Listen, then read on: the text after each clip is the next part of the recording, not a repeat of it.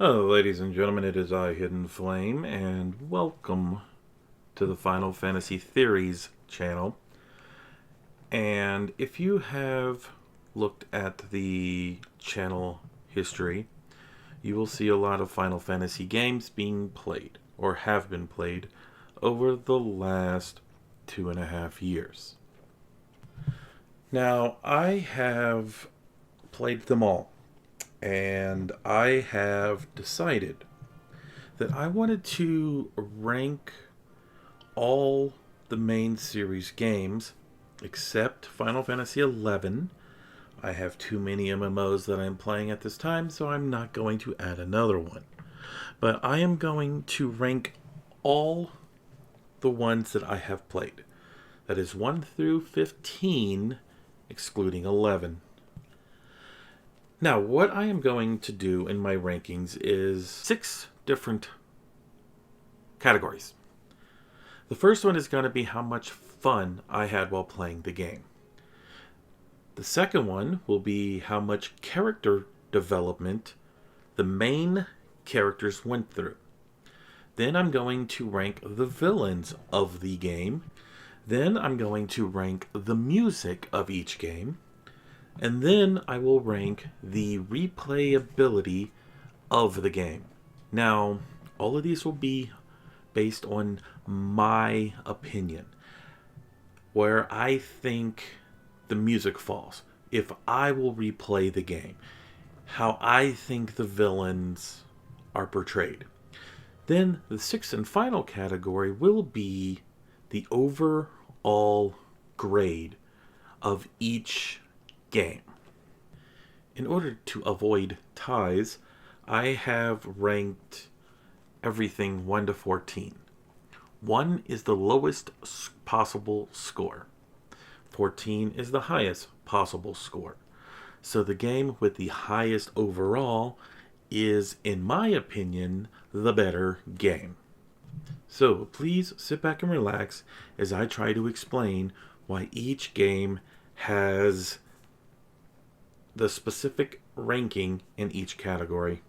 So I'm going to begin with how much fun I have had while playing each game. Starting at the very bottom of my list, the game I had the least amount of fun with was Final Fantasy II. This is going to be a game that's at the very bottom of the list because 2 was a failed experiment. I had no fun playing it. You had to level up each individual stat a very different way. You wanted hit points, you had to get yourself attacked or hit your teammates. You wanted to improve your sword or shield, you had to use said abilities. While it works on paper, it didn't really work in practicality. It felt like I was playing RuneScape. If I wanted to play RuneScape, I would go and play RuneScape. The next one on my list is Final Fantasy XII. I had no fun playing 12. The story was boring. The characters were dull. It was way too long of a game. There was nothing about Final Fantasy XII that was redeeming. The only reason it is above Final Fantasy II is because of Balthier. His voice actor, the character himself. If it wasn't for Balthier, there would probably be no reason why this one isn't at the very bottom of my list. Then you have Final Fantasy III. It just wasn't a fun game. There's really no reason to hate it, but there's really no reason to like it. It just felt very grindy. Now, most Final Fantasy games are grindy, but this one, every time you got a new level, or not level, every time you got a new class, you had to spend a couple of hours grinding it to get it to where you wanted it to be. And when you're at the very end of the game getting the 4 final jobs, and having to grind hours to get it to where you want it to be, it's not something that should work with the job classes. The next one is going to be very, very, very controversial because it's Final Fantasy VII. And half the people who are watching this video just probably turned it off. I say Final Fantasy VII is number, 10th on this list? At the very bottom of my list because it was way too much talking, not enough action. Yes, I know RPGs are supposed to be about the roleplay aspect, but when I spend 10 minutes exploring, maybe 5 minutes in battle, and 35 minutes in a cutscene that is not voiced and just drags and drags and drags with music that doesn't really instill what is going on, it actually put me to sleep a couple of times when I did my streaming or recording. It wasn't bad, it was just way too much for very little. Right above that one is Final Fantasy V. And it's not a bad game. It's not that I didn't have fun. It's kind of more of a personal thing. I spent years trying to play Final Fantasy V, but for whatever reason, the game was cursed. I couldn't get any emulators to play. Every time I bought a copy of the game, whether it was on PlayStation or Game Boy Advance, it would be corrupt, the game would break, whatever. And it was just more of a chore to play. One of those, I need to finish it just to finish it. And when I did finally finish it, it was just, no real, quality behind it. There is one thing, but that'll be later. But for the most part, it was just like, I did it. Yay, cool. I completed it. Another controversial one would be Final Fantasy IX. Now, I was surprised when I finally played this game, and I was surprised when I finally beat it. It's not in my top 5, but I was surprised how much I enjoyed Final Fantasy IX, but it also ended up like Final Fantasy XII. It just kept going. I'll get to that in the next category when I talk about the villains, but it was good, but could have been better. Could have been a lot better, but probably the other half of the people watching just quit watching because, I don't know, I'm not saying 9 is the greatest game in the world. Next on my list is 6. Now, I'm going to mix 6 and 13 together because they kind of fall into the same thing, right in the middle of the pack. They're fine games. 6 had a good story. Had a really long story. But again, it suffered from the, okay, now what? And when I realized that when you have 12 or 13 characters and you only need really 4 of them to complete the game, it was like, well, fine, sure, okay.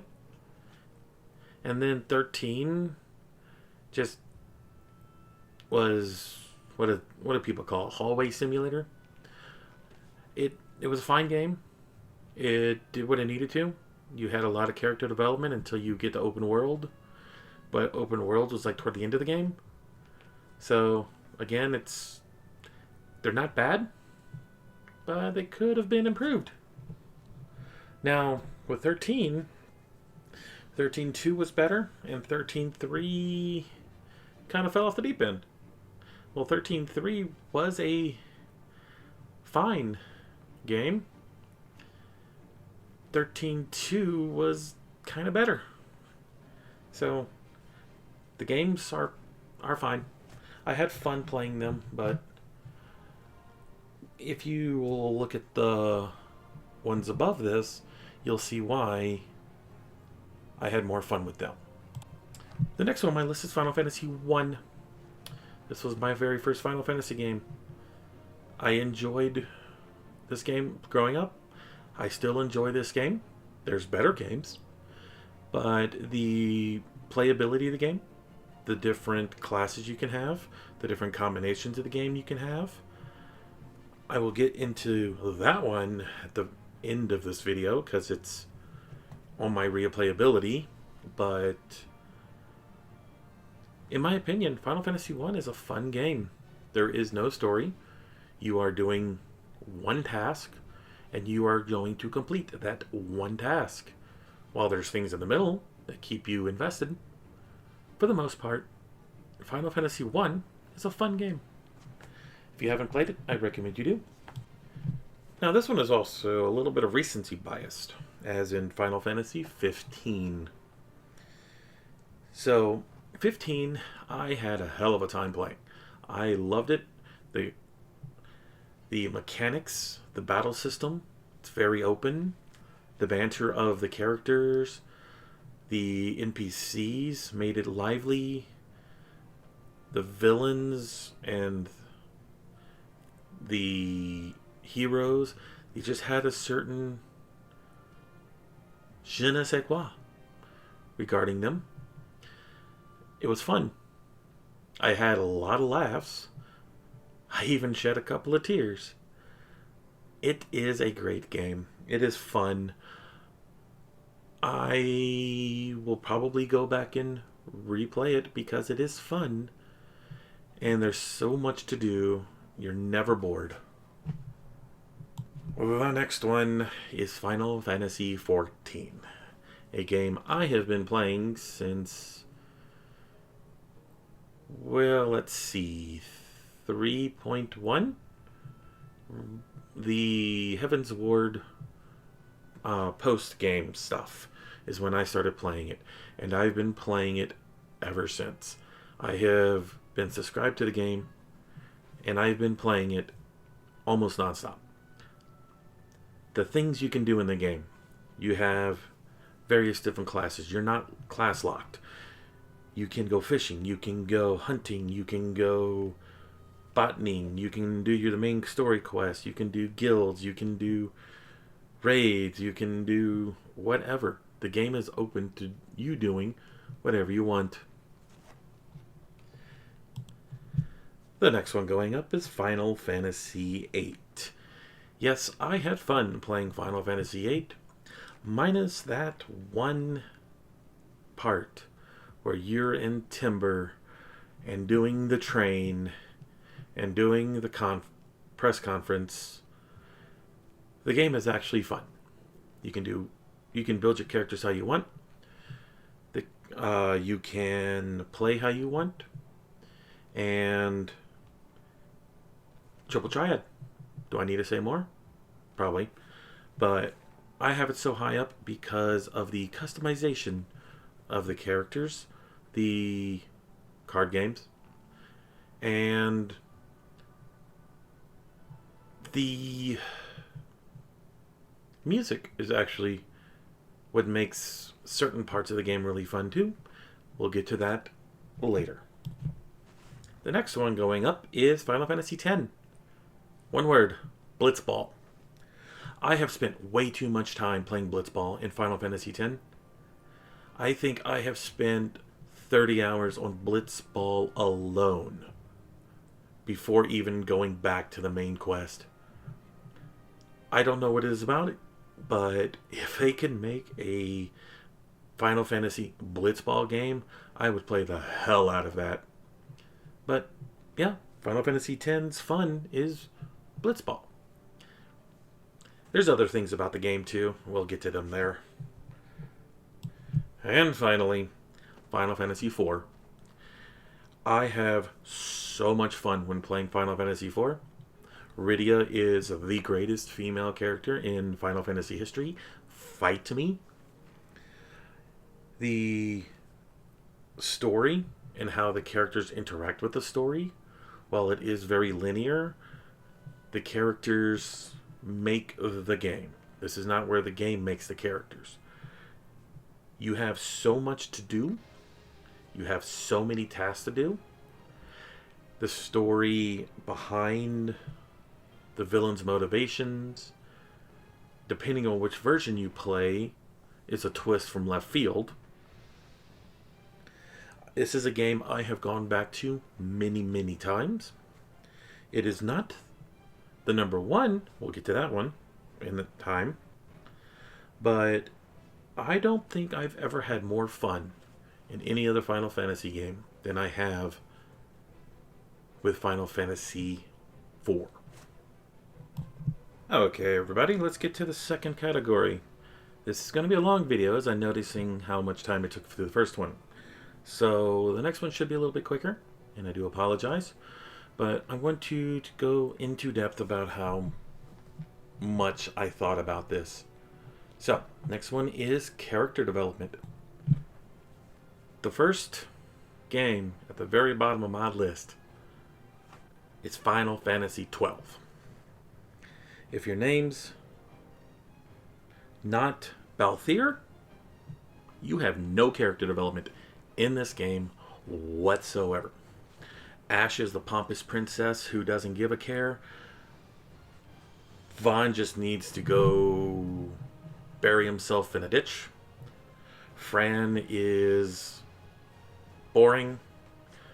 Bosch, while he does have a character development with his redemption arc, it takes the entire damn game for anyone to really believe him.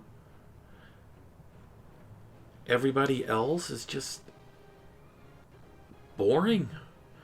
There's no redeeming qualities in any of the characters except Balthier. And yes, I'm a Balthier fan. Every time I play 12, he's in my party. Because he has the most dialogue. He has the best dialogue. He goes from pirate to savior. He saves the day. No one else does. And no one cares about the 12's characters outside of Balthier. Prove me wrong. Next on my list is Final Fantasy I. Why? It's a blank slate of a game. There is no story. The only character development is finding the rat tail and getting promoted. That's it. At least it has some better quality than 2. Some better... No. Not 2. 12. It has a lot better character development than 12. At least stuff happens in 1. Next is Final Fantasy II. The thing about Final Fantasy II is that your characters don't mean anything. You just happen to be caught up in the war. Okay? You are orphans or refugees, whatever you want to call them. You're probably more refugees than orphans. But the game plays around you. You just happen to be there. The Wild Rose Resistance Force would have eventually defeated the Empire without your help. Your characters, those 4 characters, do not have any development. They're just right place at the right time. The only thing they're concerned about is finding their friend. And when they find their friend, spoiler. Actually, I don't care. He's the running of the Empire. That's pretty much it. There was no development in these characters. Also, unlike Final Fantasy I, which is just below this one, there's at least a story. That's the only reason this one's higher up. The characters are part of a story, even though the story means nothing. There's something a little bit higher up on the list than go find crystals, go kill baddie. Next on the list is Final Fantasy III. Again, just like the other games on this list, there is no development in these characters. The only reason this one's above 2 is the job system. Your character development is based on what job you have. Oh, and the players actually talk this time. There's a little bit of banter. They're all orphans. They're all friends. So, there's that. But nothing really happens with development. Go find crystals, go get jobs, go kill baddie. It's Final Fantasy 1 with talking NPCs. Well, it's time to piss off the fans again. The next one's Final Fantasy 7. Unless your name is Squall, Tifa, and Sephiroth, you don't matter. There was no character development in Yuffie. There was no character development in Cid. There's a little bit in Vincent. But who has the biggest development? Squall, Tifa, Sephiroth. You could probably say Barrett, but he starts the game as an asshole and he ends the game as an asshole. Cid starts as an asshole, ends with an asshole.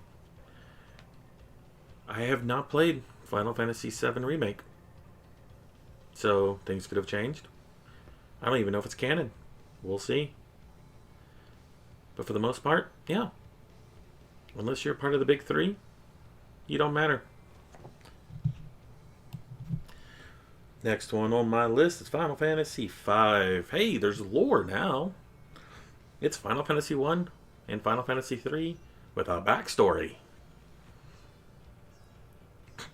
That's pretty much it. It's a job system. You have a backstory now. The Warriors of Dawn, the Warriors of Darkness. Okay. That's pretty much what it is.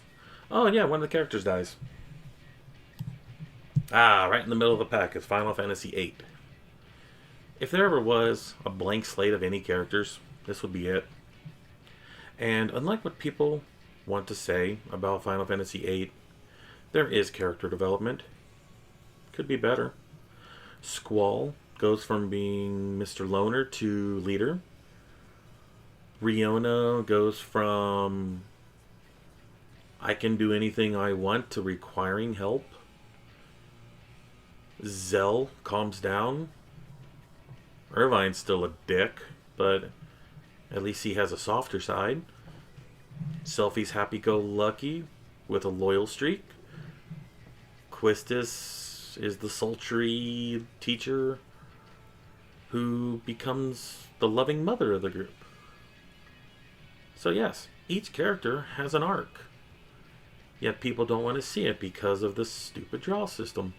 Which I like, by the way. The other blank slate of a character is 14. You just do what you want. Your character is whatever you want it to be. You write its backstory, you play the game as you see fit. Sure, you're the Warrior of Light, but so is at least 6 other games on this list. But if you want to be the Warrior of Light of fishing, go for it. Warrior of Light of barding and of music, go for it. But in the end, it really doesn't matter. Its development is what you want it to be. For example, my personal character's development is we don't want to do this, but we just have to. Been so many years fighting, we're only doing it because it's expected of us. We don't do it for fame or glory. We just do it because we have to. Okay, Final Fantasy IX actually has a bit of character development. Each character has its own arc. The story works around the characters' mindsets. You got Zidane, who goes from being a thief to being a romantic partner to a princess who doesn't want to be a princess but is forced to be a king, whose companion is a knight who is the most loyal person, who falls in love with one of the villains, who went from being evil to being good. It just works in one big giant group. Then you have Final Fantasy IV. This probably, in my opinion, has some of the best character development. Cecil goes from being Dark Knight to Paladin. Kain goes from being evil to being good. Rydia goes from being meek and scared to being one of the most badass summoners in all of Final Fantasy. Rosa goes from being loving to being kick-ass. She's like the only white mage who has any character development in all the games outside of Yuna. Each character, while some of them are short, develop over the game. Plum and Prom, whatever the hell pronounce their names, go from being we are spies to self-sacrifice. Tele gets himself killed trying to protect you and trying to get revenge. The Spoony Bard does what he can to help the team. Everyone has its purpose. Everyone is in its place by the time the end game comes. Now let's talk about Yuna. Final Fantasy X and X-2. Yuna goes from being a scared little girl to being a kick-ass summoner to being a very confident gunner to being hero of the people twice over. Tidus, well, just put some duct tape on his mouth and he's fine. Riku goes from being also scared to being confident. Lulu goes from being hard to soft. Waka, well, he can get hit in the face by a blitzball for all I care. Each character, just like in 9, has its place. And I'm adding 10-2 to this because Pain goes from being cold to being a very sensitive person. Everyone in the game has a story arc. You can actually find each character's story arc and see how they have changed over the game. The very next thing on the list is going to be Final Fantasy XIII. Now, a lot of people will think that there is no character development in 13, which is where you're wrong. Fang goes from cold to assisting. Lightning mellows out. Hope actually gains a backbone. Vanille is, as annoying as she is, becomes useful. Saz goes from brooding to an actual strong character. If you go through the other two games, you can see that the character development goes higher and higher. Hell, even Snow, as stupid as he is sometimes, becomes a very capable defender. Not in the right ways, but still does it nonetheless. Oh, where do I begin with Final Fantasy VI and the character development? 12 some odd characters. Each one has a story arc. Each one changes based on their friendship with everyone else. When the game ends and restarts again in the world of Ruin, you learn more of their story arc. You don't have to, but it's there if you want to. After you get your 4 main characters that is needed to beat the game, each one has changed over the time the starting game and the world of Ruin happens. You don't have to do it, but it's all side quests getting everybody back and learning their stories. And at the top of my list, yet again, It's Final Fantasy 15. Oh, where do I begin? Starts off with a wedding party, bachelor party, whatever. 4 guys going on a road trip to go get married. Shenanigans happen. Kingdom falls. Oh, there's first development. They become hardened to what is going on. The game goes through. Noctis goes from being a whiny prince to being a badass king in the end. He's gone through so much loss in the entire game. It puts other people's sorrows in all the other games to shame. He lost his father, he lost his home, he lost his girlfriend. He almost loses his friends at one point. The strong bond of friendship of the 4 guys becomes fractured towards the end. The Empire is playing them for fools. Even people you think are there for him eventually just breaks away. And it's not until the very end of the game where they get back together.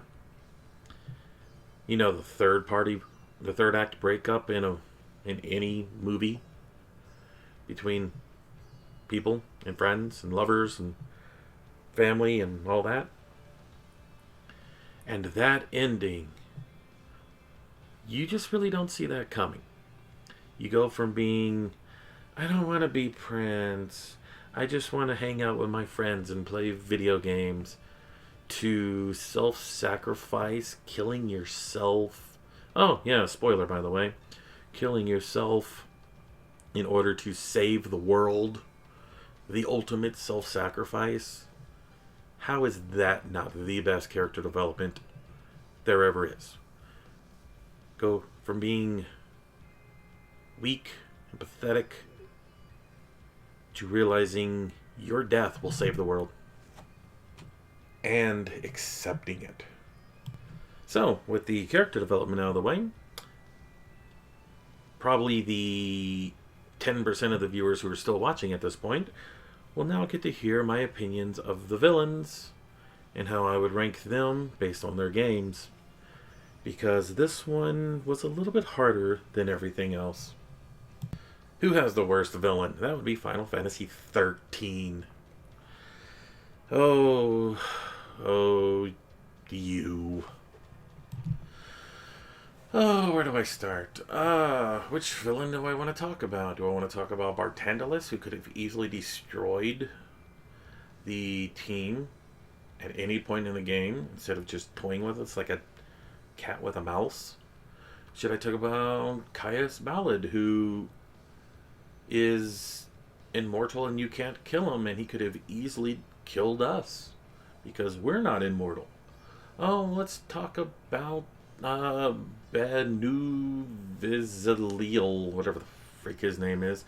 You know, God, who could just killed us. But nope, he or she or it wanted souls. It's like, fine. It's like, all of them are just terrible. Not one of these villains in 13 really mattered. They could have destroyed the team, but they didn't want to. That's not what villains are supposed to do. Villains are supposed to be trying to kill you, not trying to help you. Well, the next one who had a little bit better was Exdeath. A tree. Who was already defeated. So he already failed. So if he failed once, he's going to fall again. Oh, did I mention he's a tree? The Cloud of Darkness. No one ever knew about this character until the very end of the game. There really isn't much to say about this character, except that he was a, they were the puppet master for Zandy, Cindy? I can't remember how to pronounce his name. And only shows up at the end. So it's like, okay, cool. Next. Oh, Vayne, Solidor. You could have been so much more. Final Fantasy XII. You have the stereotypical Bond villain. He's like, okay, I'm going to kill my father, gain the Empire, take over another Empire, and become king. Well, he did. And he failed. Okay, typical boss. No one cared. At the end of the day, not one person cared about this villain. The next one on the list is Final Fantasy II. If you give your military a weakness that can be easily found by anyone and have it easily crafted into weapons that are easily available to everyone, you deserve to be beat. So I had trouble placing this next villain. Now, I wish I could easily say the reasons why this one's so low. But in my opinion, this villain this game has too many villains. First you got Queen Brain, whatever her name is. The big fat queen at the beginning of the game. You thought she was the villain. You defeat her? Nope. She's not the villain. Then you learn about Kuja. Is he the villain? Nope. There's Garland. I'll get to him later. Then it's back to Kuja again. Is he the villain? Nope.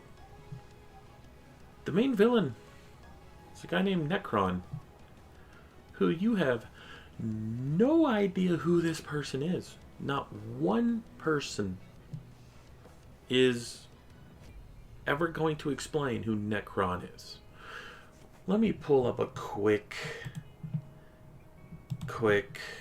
file here. I will tell you exactly who Necron is. Necron is the final boss of Final Fantasy IX, appearing in the area of the Hill of Despair and representing death itself. Necron's ultimate goal is to reduce everything to nothingness.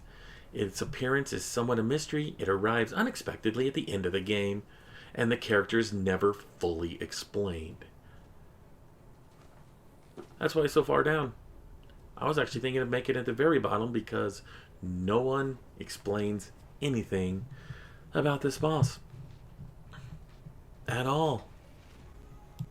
The only reason he's higher up is because he was actually a challenge compared to the other three below it. Now, when it comes to Final Fantasy XIV, it's just like Final Fantasy IX, too many villains. But for an MMO, you would kind of expect it. You have La Habrea, who... it's just an idiot. He wants to kill everybody for whatever reason. You got Elidibus, who... it's kind of hard to explain Elidibus. He's just kind of there. He's a pain in the rear towards the end of the game, or at least the current part of the game. This is coming out probably before Endwalker. So, Daniel is still up in the air. Then you have Emmett Silk, who is by far the most loved of all the villains in 14. Which is why, because the good and the bad and the unknown, it's right smack dab in the middle. We have good villains, you have bad villains. But we can't really decide until the game is completed where it fits in my list. So for now, smack dab in the middle. I'm about to lose even more fans or followers of this video because the next one on the list is Final Fantasy VII. Sephiroth is a one-note villain. He has no development. He just wants to kill things. there is no redeeming quality about Sephiroth. He's a mama's boy with a vendetta, and that's all there is to say about it. Sure, he's cool looking. He's got a cool theme song. But at the end of the day, he's just mediocre. There's worse, but there's better. And that better person is Golbez. At least he got his job done. His goal was to collect the 8 crystals and resurrect a giant robot. And he did that. Not as good as some of the other bosses above him. But hey, at least Golbez did what he said he was going to do. While it was meaningless in the end. I'm going to get hate for this one because the person above Golbez is Ultimacia. Again, she completed her task. She manipulated everybody. She manipulated time and space. And she completed what she wanted to do. Time compression. And, well, eventually she lost. The heroes entered a world of death. She was a little cocky about putting all of the seals on monsters. But if she hadn't done that, the seeds would have never beat her. And she would have ruled all of space-time by herself. Because she kind of killed everybody. Oh, Seymour. I don't know why I have him so high on this list. Because he was filled with 2 things. Rage against the people who ostracized him. A lust-filled hunger for Yuna. And, well, yeah, the villains lost. He kind of succeeded in what he wanted to do. He wanted to be a part of Sin. And he ended up being a part of Sin. Not the way he expected, but hey, again, he completed his task. In the wrong way, but hey, still did it. Another person who has completed their task was Garland. There really isn't much to say about Garland.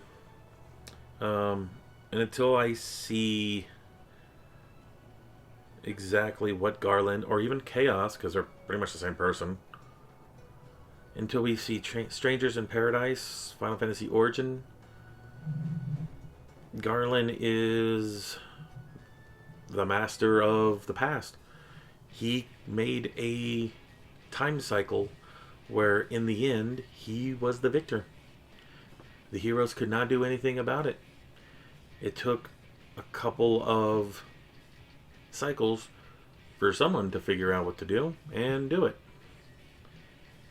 So, again, he completed his task. Now, everybody on this list, from the worst list to those who completed their task, pale in comparison to the next 2, the final 2. Because each of these characters, yes, completed their task. And it wasn't until the heroes came in after the fact of them completing their task. The world was already destroyed. The villains had won. And there was no getting around the fact that the heroes were outmatched, outgunned, outsmarted. But who was the better one? And as much as I hate to say it, Arden from Final Fantasy 15 fell just shy of the top spot. Only because he was helping the heroes and he was manipulating them. He was also manipulating the Empire So, if you play Final Fantasy 15, you'll see this. And it was all because of jealousy and revenge. There was nothing else driving him, unlike Kefka from Final Fantasy VI. In my opinion, is the greatest villain in Final Fantasy. He manipulated the Empire to his task. He beat the heroes. He destroyed the world and remade it in his image, where even the heroes themselves were manipulated. He became God. He, in all aspects, was pure evil. Insane, but evil nonetheless. He did his task. He did exactly what he said he was going to do, and he did it perfectly. Try and change my logic on why Kefka is the greatest villain in Final Fantasy history, and I will tell you you're wrong. Okay, the next category is going to be a little bit easier. It's the music to the game. And music is, by far, probably the easiest thing to explain. And looking at my list, well, there's really not much to explain. So I'm just going to go through these really quickly. So, Final Fantasy III had no good music. There's nothing in Final Fantasy III that I can remember that had any good music. Final Fantasy II, same thing. No good music, but hey, the Wild Rose theme was actually pretty good. 12. It's kind of dull music. Though that a remix of the intro was actually pretty good. Final Fantasy IX, there was that one song that actually had vocals, and then there was the da da da da da da da da da da da da da. Can't think of that one. It's like Viva something or another. Then you have the music of 6. There was an opera. The game actually had a 12-minute opera. I like opera. The next one up is 13. I don't know what about 13's music that I actually like. It fit the game style. It was very relaxing in most parts, which kind of took it out when you were supposed to be in a very dramatic scene and you have this soft, relaxing music playing. Then we have, let's see, what's next on my list? You got Final Fantasy VII in the middle of the pack this time. Yes, Sephiroth's epic Latin boss theme. Tifa's theme. Eris's theme. What is it? Those Who Fight, or is that 8? No, yeah, that's 7. Can't really think of anything else. But the music of 7 is usually just maybe a 1 or 2 song game. People know it for One Winged Angel and Tifa's theme. Then you had Final Fantasy IV. You had the Red Barons. You had the Battle of the Four Fiends. You had the Overworld theme was actually pretty good. You had Rose's theme. You had Rydia's theme. The music when someone died was actually very saddening. The music fit the theme of the game. Final Fantasy V, Battle of the Big Bridge. Enough said. Now comes the hard ones, the ones that actually took me a little bit to decide who to place where. And I chose Final Fantasy VIII. Again, in the 5th place spot again. Eyes on Me, Man with a Machine Gun. The battle theme, the Fight Your Way, Fight Through, whatever it's called. Premonition. The Dolit battle theme. God, I can't even think of how to pronounce the opening theme. Litero fel. I can't even pronounce it. I hate Latin. Um, Here's a fun little story as a little quick one. When they released the remaster at E3, you had the Avengers. People were like, that's fine. The Saga series, that's fine. That intro started, and everybody flipped their lid. Like, oh my god, yeah! So that just shows you where 8 falls in the fan favorites to all you minority people who hate 8. Okay, so in the number 4 spot on my list, I have Final Fantasy 1. Music composed in 19, was it 84, 85, 87, something like that. I don't remember. It's been a long time ago.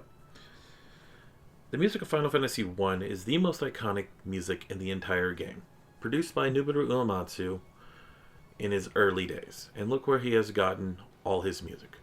Remastering each song from this game into a updated version as the songs went through. The prelude is still the same song as it was back in the mid 80s. The battle theme has changed. The fanfare, minus a couple of games, has been the same. If it wasn't for music from Final Fantasy 1, we probably wouldn't have the iconic music because Nobunaga Uematsu probably would have gone to do something else. Then you have Final Fantasy 15's music,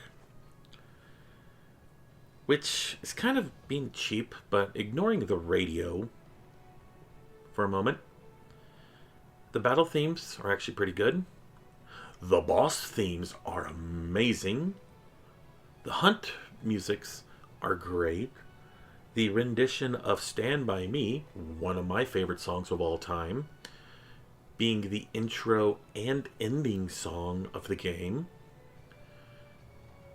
It's just, there is so much good music in Final Fantasy 15 that is hard to deny what exactly is the best. But that's just me. People are going to probably either hate me or love me for this, but the number 2 spot's going into Final Fantasy X. Now, the Xanarkand, Eunice theme are really good songs from Final Fantasy X. But the reason this is so high up on my list is because of 10-2. Real emotion, or good emotion, da, da, da, da, da, da, da, da, da, da, da, da. You know the song, the intro song. What can I do for you? Anyway, it was a good song, but it comes down to 1,000 words. The song in the Thunder Plains, no matter how many times I hear it, no matter how many times I play the game, I dread the scene because it's a beautiful song that makes me pretty much cry every time I hear it. I hear it online, I tear up. I try to sing it, I tear up. I play the game, I tear up. If you've watched any of my streams, you will see that after that moment, I choke up. And it takes me a minute or two to compose myself before I can continue. I'm a person who keeps my emotions close to my chest, and I don't express emotions all that well. But that song brings it out to me. Which means Final Fantasy XIV, the game that has the greatest music ever.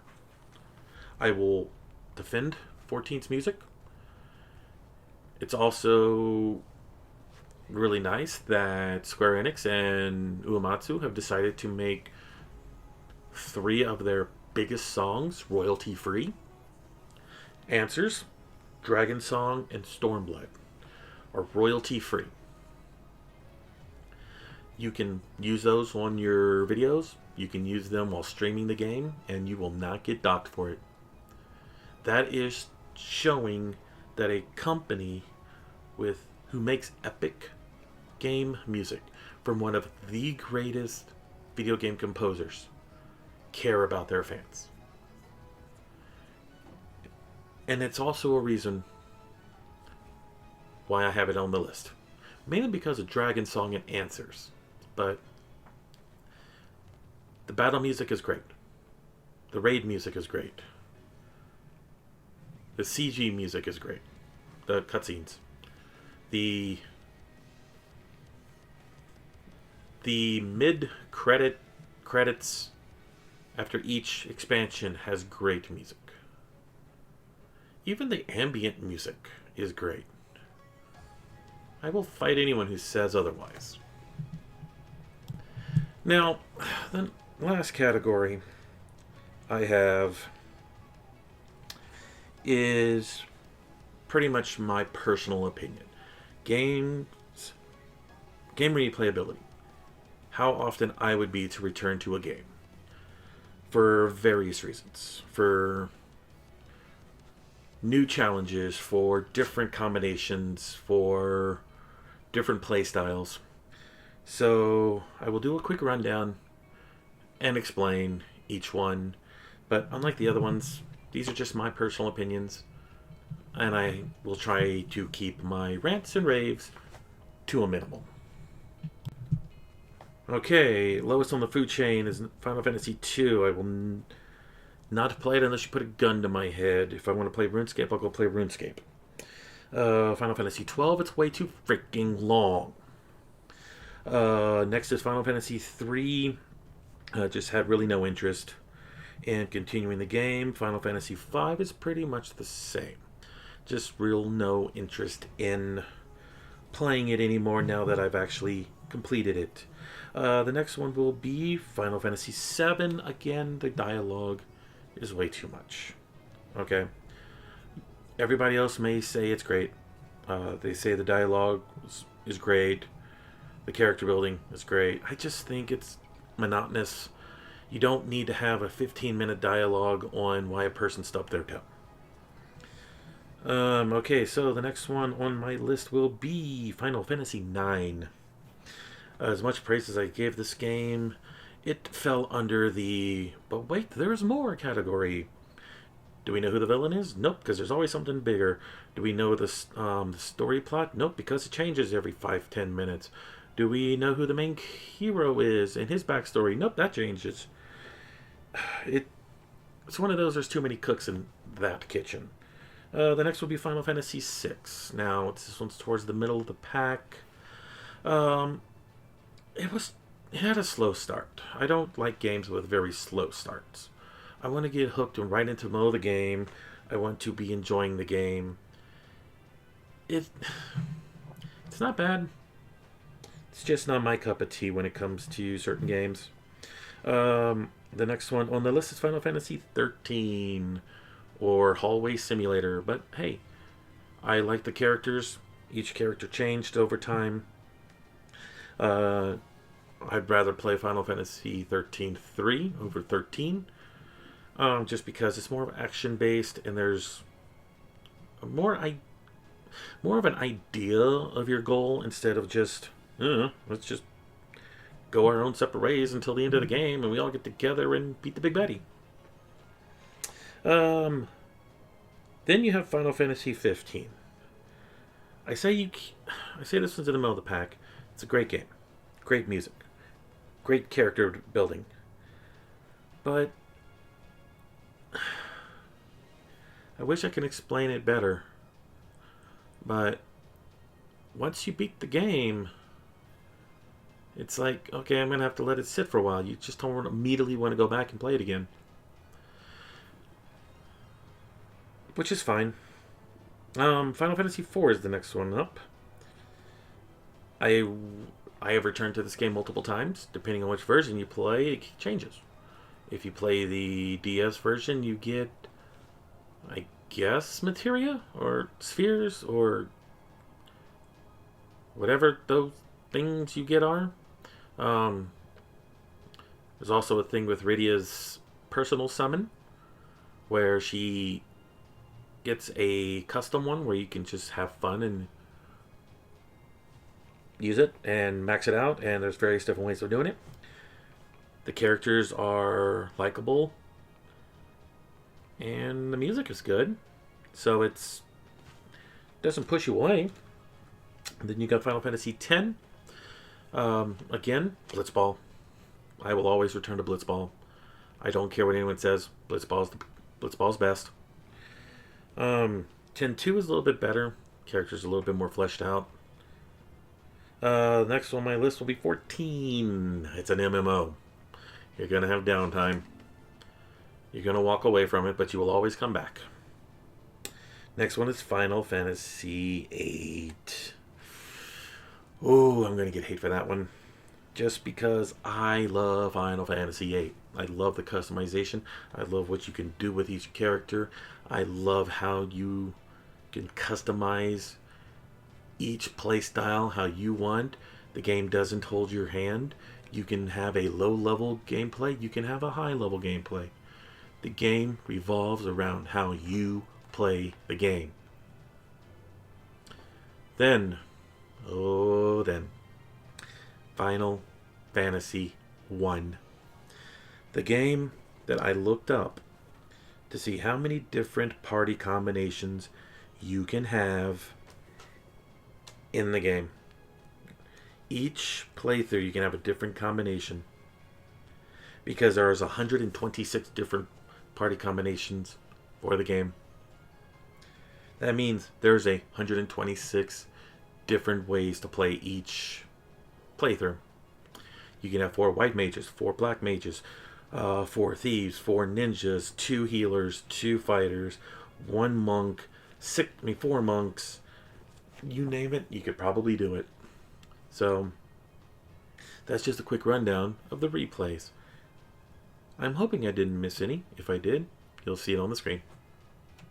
Now, if you haven't already done the math, and you're still listening after an hour, sorry about that.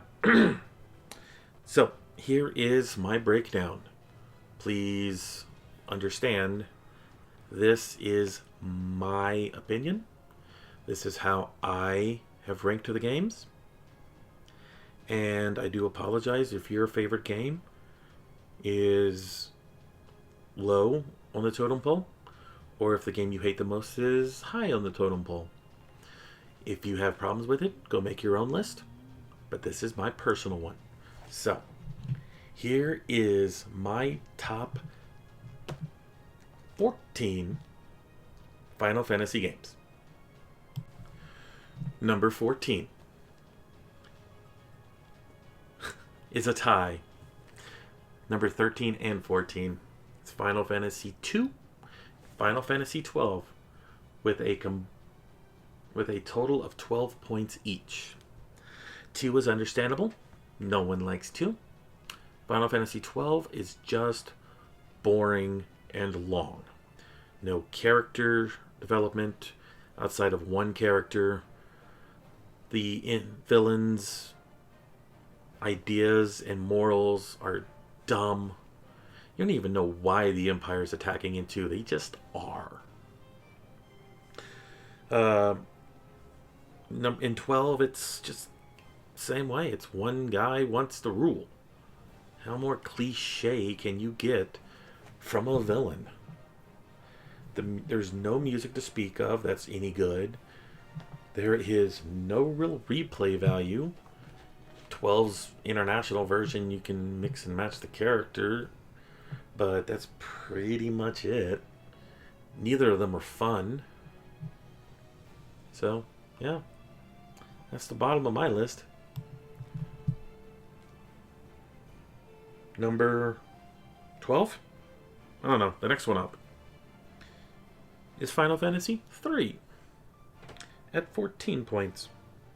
Pretty much the same thing as the last one. But this one has voice acting. This one has a bit of a story. You have the job classes, which make it a little bit better. But for the most part, it doesn't really matter in the end. There's It's just monotonous. It's a grind. I watched an old YouTuber named DJ Winsome spend 2.5 hours grinding at the very end of the game. Yeah, that shouldn't be how you do it. You should be at the end of the game ready to fight the final boss. Nope, not in 3. Next one up, in whatever place this is, Final Fantasy V with 26 points. Well, it has some good music. Battle of the Bridge is one of the most iconic songs in the Final Fantasy franchise, next to the prelude and the fanfare. It's kind of a dull game. Bartz is not likable. The princesses aren't that great. The best character dies halfway through.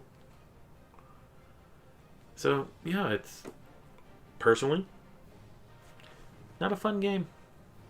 Did I mention the villain was a tree? Number 9. I can figure this stuff out. It's Final Fantasy VII. I just probably lost the rest of the video on watchers. But hey, it's my list. I have never been a fan of 7. I will not deny it. Game is boring. It's too long.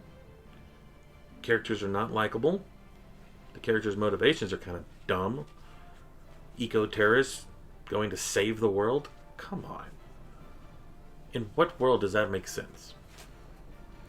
The villain is stupid. Sephiroth unleashes a monster, tries to destroy the world with a meteor, and he just doesn't care. There is no motivation behind his reasons, besides he wants everyone to die. So yeah. Cut down on the voicing, make it a little bit better, and flesh out the villain, and hey, maybe this list might be higher next time. Who knows? Number 8 is Final Fantasy IX. Okay. So, this one's towards the middle of the pack. Only because of what I said earlier. It's a game of, but wait, there's more. If it didn't have too many villains, if it had a central narrative, if it had characters who you really cared about, you only cared about Dagger and maybe Zidane. No one else mattered. The music was alright, though they blow that load pretty quickly in the game, having all the great music at the beginning. But for the most part, it's a fine game. I wish it was a little better. But compared to 7 and 8, at least graphic-wise, it went too cartoony. It went CG, 3D, CG, or not CG, like cartoony, back to 3D. Come on. Keep consistency here, people. Right in the middle of the pack, it's Final Fantasy 13. And I'm going to get hate for this one. Now, Final Fantasy 13 had some good characters. We all hated Vanille. I'm not going to get around that.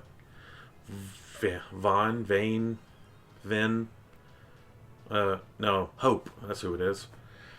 Hope is up there with Vin, or Vane. No one cared about him. He was too whiny. Saz was great. Lightning was great. Snow was great. Fang was amazing. The music was beautiful. It brought back the old turn-based style that we lost in 12.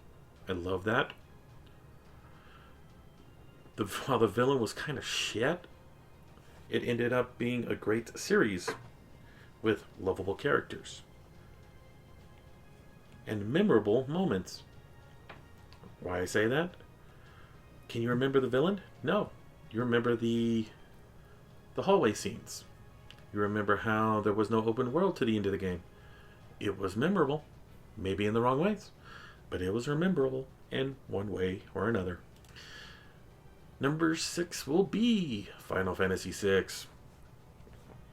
Not my favorite. Right in the middle, that means it's meh to me. While I would play it and I would recommend other people playing it, just not my thing. You can like it, you can hate it, it's fine. The only good thing, in my opinion, is the opera scene and Kafka. Please explain to me in the comments below why it should be higher or why it should be lower. Top 5 it is. Yes, there are 6 games, but there are a top 5. Yeah, I'll explain to that when I get to it. Number 5 is Final Fantasy 1. Without Final Fantasy 1, there would be no Final Fantasy franchise. As the creator said, if Final Fantasy had flopped, he would have gone back to college to do something else.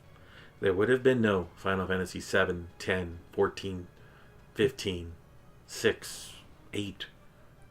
Without it, I wouldn't be here making this list. I'd probably be married with kids, having a degree of some kind. But I spend too much time playing Final Fantasy. And it's all because of 1. Great music, great story, what little there was of 1. But it started the franchise. And number 4 is Final Fantasy 4. As I said in the last one, it's all about the characters making the game. Each character had its own story. The music was great. The villain was memorable. The world had the perfect amount of changeability. You do one thing, it changed the world. Do another thing, the map changed. It all just really depends on how you look at it. But Final Fantasy IV was one of the first games that had the first remaster, because we had it in Americas too. Then we had it as 4 on the PlayStation. Then they brought it back on the PSP. Then they brought it back on in the DS. Then they brought it back on the 3DS. It probably has more remasters than 1, which says something, because it's a great game and deserves more. Okay, I'm going to get hate for this one. Number 3 is Final Fantasy 8 and 14. Pretty much for the same reason, too. It's very customizable. 8, you can play your characters how you want. 14, you can play your characters how you want. 8 and 14 both have the great music. Not the greatest music, but still the best music in the franchises. The villains are there. They are memorable. The stories are memorable. Both of them changed the way the franchise evolved. And if you don't like that, well, I'm sorry. Again, this is my list. You guys are going to hate the next one if you hated this one. Final Fantasy 15 is in the number 2 spot. Maybe it's recency bias, but I cried at the end of this game. I felt the pain that Noctis went through. I laughed when Prompto made his jokes. I got mad at Gladios when he chastised us. I saw all of Ignis's food and got hungry. Ignis gives great advice. It is a game of emotion. It is a game of multiple parts. It is a game of friendship. How even the best friendship can be tested. It's a story about love and hate. It's a story about loss. Oh, and there's a lot of loss. A story about redemption. And it's a story about destiny. But there's one better. Not by much, but there's one better. In the final spot is Final Fantasy X, the forebear of how the game franchise changed. Final Fantasy X had voice acting. Final Fantasy X had spin-offs. Final Fantasy X had Blitzball. Yes, I will gush over Blitzball. Shut up. Final Fantasy X had the best story arc. It had the best twist. It had the best ending. The sequel had one of the best songs. It had an actual showing of what happened because of this game. Did 4 have a good what happens after? No. Did 7 have that? No. 13 kind of had it. But that didn't come until after 10. Okay? Final Fantasy X changed the way we saw the series. And because of it, it takes the top spot. It changed the game, changed the franchise. The characters are memorable. Some for the better, some for the worst. You know I'm talking to you, Titus, and your laugh. But that scene, I'm going to defend that scene right here, right now. That scene was meant to be a bonding moment between Tifa and Yuffie. Sure, it was cringy, but if you really look down to it, Titus had just been told what's going on. He has just been told where his father is. He is down in the dumps, and it's up to Yuna to try to make him better, to try to get his hopes up. And she did just that. Whether you want to hate it or you want to make fun of it, fine. But it's only because you're not looking at the deeper meaning behind it. Now, that's my list. You can click off here because I've been talking for about an hour and 15 minutes. My throat's about to give out, as you can probably hear in my voice.